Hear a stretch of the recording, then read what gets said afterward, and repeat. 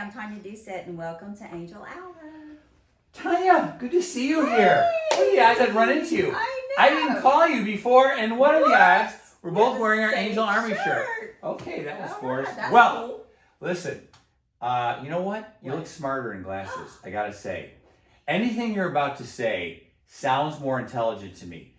Tell me what Angel Army is. So, Angel Army is a group of bereaved parents that have come together to get our message across to fight against fentanyl altogether. Okay, and the Army would be how many bereaved parents? Oh gosh. How many? Well, I think since 2019, we're talking about 1,200,000 At least. since 2019, Yeah. just from fentanyl, overdoses, losses, and of course, what causes sometimes kids are poisoned and they're killed. Parents say murdered. Others accidental overdose. Some struggled with addiction, maybe went to rehab and then relapsed and didn't have the tolerance. A lot of times fentanyl just kills them because the poison, their system isn't ready for it. It blocks the stem breathing in the back of their brain. They lay down and die. Yes. But regardless, it's an SHIT ton of parents who are sadder than sad and bluer than blue. And that's a really powerful emotion. You can sit on it and bake. You can hit the bar, tell the bartender. You can drive all your friends away because nobody wants to hear it anymore. Because your saddest stays, but everybody else moves on. Or you can say, I'm not going to be ignored. I'm going to go tell other kids about this so their parents don't have to feel like I do. And there's purpose in my kids passing. Yeah, absolutely. Yeah. Tell us about Louisiana and your plans for schools in Louisiana. So I'm right here in Southwest Louisiana, and our plan is we will, our plan, it's not a plan, we will speak to every middle school and high school across Louisiana, period. Yeah. I think it's a noble goal or execution or plan or strategy. I think it's doable. You introduced me coming down here to, I think, 5 bereaved parents. You talked about them. Yeah. Just Gabriella's parents. Today we had Trisha and her sister, sister of Nick Mott. Nick Mott. Yes. And she was lovely. It was the first time she spoke publicly. Yes. The daughter Peyton, yes. Yeah, and Peyton was fantastic. Yes, she was. And she had those kids locked in. Yeah. We spoke to a high school today. So I want to say something real quick though, because Peyton, this was the first time she spoke. In the last 4 years, we've had different events and things like that, and she would not speak. Like her mom would speak and things like that, but she would not speak. And I'd always ask her, come on, Peyton, like you're the sibling. We need siblings to speak. And what's fascinating about this is whenever I lost Trey, it was November 23rd of 2020, and Peyton was my neighbor. Wow. And that's how we knew each other. She was my neighbor. Oh, and is that why she said today? Yes. Talk about what she did. Go ahead. Yep. So Peyton lived across the street from me. We were really good friends. Well, whenever I lost Trey, of course, she was so amazing. Just so amazing. And at the time, her brother was still alive. Right. Her brother's still alive. Right. 4 months later, her brother. So when she talked to the students today, gives me the chills. She told the students, look beside you. Look at your neighbor. Look at your neighbor beside you. And she came and grabbed you. And she came and grabbed me. Here's my neighbor. Here's my neighbor. And I lost my brother, and she lost her son. Yeah, 4 months apart. If you think you're above it, you're not. You're not. You're not. That was powerful. It was really, really powerful. And her mom was equally as good. And the Southern accents are so charming. They're just like delightful people. Yeah. And I would have loved to, when I hear about these bleeding heart guys that we lost, like Matt or Nick. Nick Mott. Nick Mott. It just kills me that we're sitting here on the outside looking in of a life that I hear about these guys. Like we have a guy, Mike Gillette, and he talks about his son Brian. I'm like, I was ripped off in this world by not meeting Brian Gillette, the bleeding heart of all time.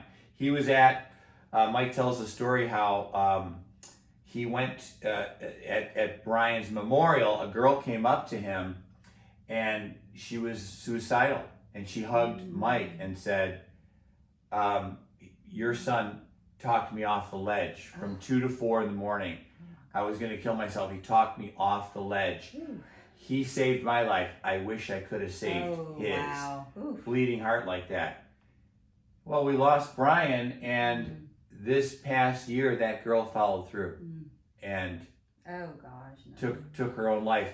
But Brian extended her life a couple of years by being there for it. These kinds of bleeding hearts are the salt of the earth. I mean, we've seen enough people that are full of themselves, and I have to check myself at the door. Am I, but as I judge others, but it's a selfish world. Now, not you, sister. I've seen your Project Trey Cafe. It's for kids. You're reaching out. You're making a difference in His name. I said, and I don't mean to be facetious. You're going straight up to heaven. But our angel army, baby Jesus will give you a nice break as you're entering the gates. As you as well. Well, I hope so. I really do. But I can tell you that there's an army of angels up there that have been harvested and taken from the earth, leaving our parents here. I often say, if heaven doesn't allow you to go up and smack someone right in the mouth, it wouldn't be heaven to me, because that's the first thing I'm doing to Drew for leaving me here without him. I mean it. If I can't hit him square in the jaw, it's not heaven to me, because it's been very tough without him. Yes. But I've been able to make it with his brother and with the great people of Fentanyl Fathers, and we're so happy that we hooked up with Victoria's Voice and another group called Eric's House. I would reach out. I would tell parents who aren't ready to go and talk to schools yet that there's this place called Eric's House, ericshouse.org, where they call it grief companioning.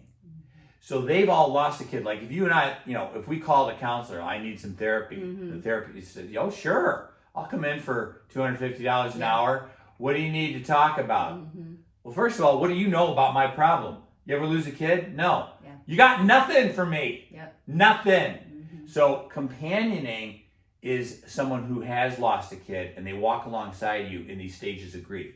I call getting out and talking to schools the 6th stage of grief. Purpose. As long as you're working on this, you have your mind off yourself and your grief. Grief comes back to us free of charge. We don't have to go looking for it. It finds us.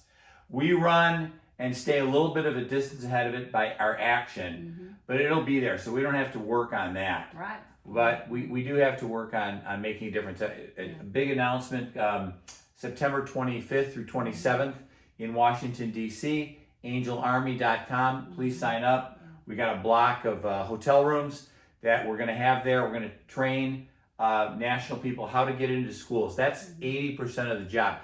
Your story is so riveting to high school students. They're like, "Get out of here. You lost a kid?" Like, what? It's not the natural order things. They listen. But we're going to teach you how to get into schools, how to break down the barriers of that principal who's stopping you. Right. And, we had a principal today that not only welcomed us in, but welcomed in the media.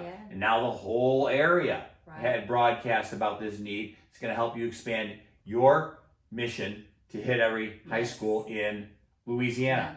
And then the other part is, we're going to train about what to talk about. That is a self-evident truth, what to talk about. The death total, the latest CDC stats, the DEA's one pill can kill campaign, how to recognize and respond to an overdose, using naloxone, measure it, give them something to work on after with like SAFE, Students Advocating Fentanyl Education, or a book, 1001 Great Comebacks to Peer Pressure, so that kids can go and know how to, it's at the bottom of fentanylfathers.org, it's a free book, get it. 1001 Great Comebacks to Peer Pressure. You have to get it for your It's tools. You have to get it for your kids. You have to. And practice it. Have them start a group called SAFE, Students Advocating Fentanyl Education. They'll get into school. We had a girl who went to the University of Michigan, and we're going to talk about that next episode. She wanted to go there since she was a little girl. Her name was Gabby. And her mom's like, "Why do you want to go to Michigan?" She's from Florida. "Seriously, where do you want to go?" She goes, "Michigan." She's like 5. And it's the most adorable thing. She has on video. come senior year, she couldn't get in. I blew a call in. My brother knew the provost. I blew a call in. I'm like, hey, Einsteins, who you got on your bench saving lives in high school? I'll tell you who you got because I'm in the business. No one. Yeah. Why don't you be the first to get it? Well, they paid her to go to the University of Michigan. Did they really? Yes. Yeah. What? Yeah. Gabby Lieberman, really proud of her. And of course, she's proud of her national championship now. She chose wisely.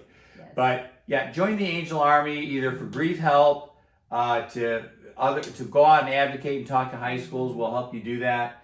And let's go do our duty, because we know our leading scripture is Proverbs 24:11 and 12, which I know you have it memorized. It says, hold back those staggering toward the slaughter. Keep those back from certain death. If you claim it's not your responsibility, God, who knows all hearts, knows yours. And he knows you knew. We know. So it's our responsibility. Absolutely. We don't want to be sitting there saying, I knew, but I wanted to go shopping at Saks. No. It's, did you do your duty? Our job is to get other people who aren't bereaved to care about it. And over here where I live, the coroner's office up here is amazing. And they've worked with me since the beginning. And I remember the first meeting I had with them, the coroner, he said, we talk to them, others talk to them, but they are not going to listen to us like they do a parent. So please don't stop. And it's true. Whenever these kids hear a parent speak about losing our children, they listen. I mean, when we go, there's not even they're just silent. I told the president that I was fortunate enough to be on the stage for the Hall of Fentanyl Act. And as he came through and talked to the parents, I said, I'm like, what am I going to tell this guy? I'm only going to have a second with him. I'm like, Mr. President, they listen to the bereaved parent. We have to get them out. He said, no, you're absolutely right. We love our law enforcement. They don't listen to them. Right. They listen to you guys. Yep. He meant it. And then he said, your son did not die in vain. It meant the world to me. Yeah, that's amazing. Yeah. It meant the world to me. And that is true. And it's more true as you get out and talk. So we end every episode of Angel Hour to see if we're going to hear from baby Jesus. Let's see. Any final thoughts? Any final thoughts? Well, let's see.